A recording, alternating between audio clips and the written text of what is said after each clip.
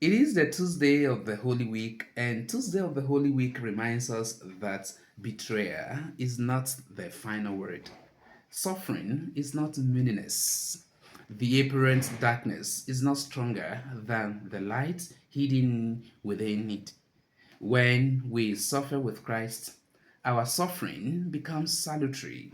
When we witness with Christ, our witness becomes powerful. When we love with Christ, our love becomes redemptive. The cross that stands before us is not an instrument of doom, but a tree of life.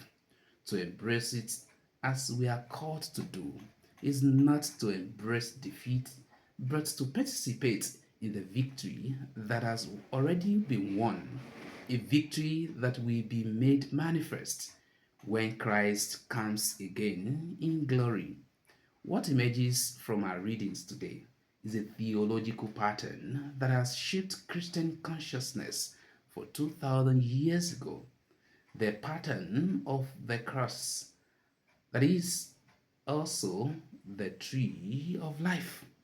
The pattern of apparent defeat, that is real victory.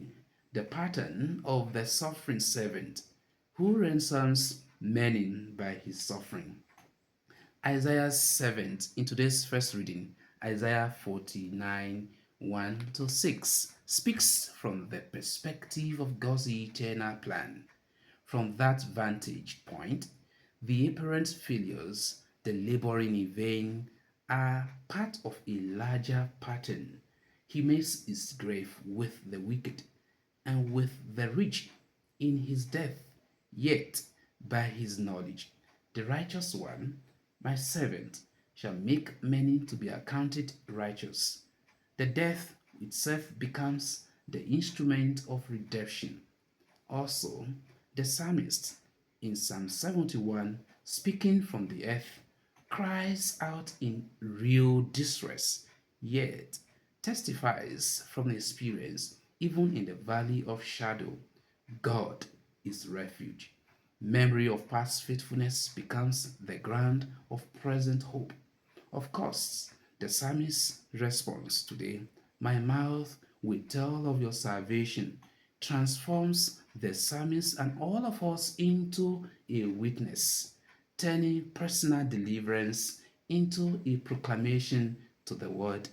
In the Gospel, John 13:21 through 38, Jesus, facing betrayal and death, does not retreat into self protection. He moves toward his passion with an openness that stuns us. He loves his disciples to the end, even knowing that they will abandon him. He accepts the cup from his father's hand. He becomes the servant of Isaiah incarnate, not in transcendent glory, but in the humility of the Last Supper, in the agony of Gethsemane, in the nakedness of Calvary. St. Paul, reflecting on this mystery, would write, I rejoice in my sufferings for your sake, and in my flesh I am filling up what is lacking in the afflictions of Christ on behalf of his body, which is the church. Colossians 1:24. Our sufferings are not meaningless. When united with Christ, they become redemptive. The suffering servant is not alone. All who follow him, all who take up the cross, become participants in his saving work. Jesus knows that Judas will betray him, that Peter will deny him, that the 11 will flee in fear. Yet he gathers them at table. He serves them. He washes their feet.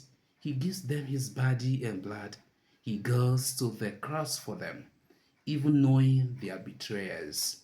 This is the love to which we are called, not a love that is contingent on others' worthiness, but a love that is given despite unworthiness, a love that seeks the good of the other, even at cost to oneself.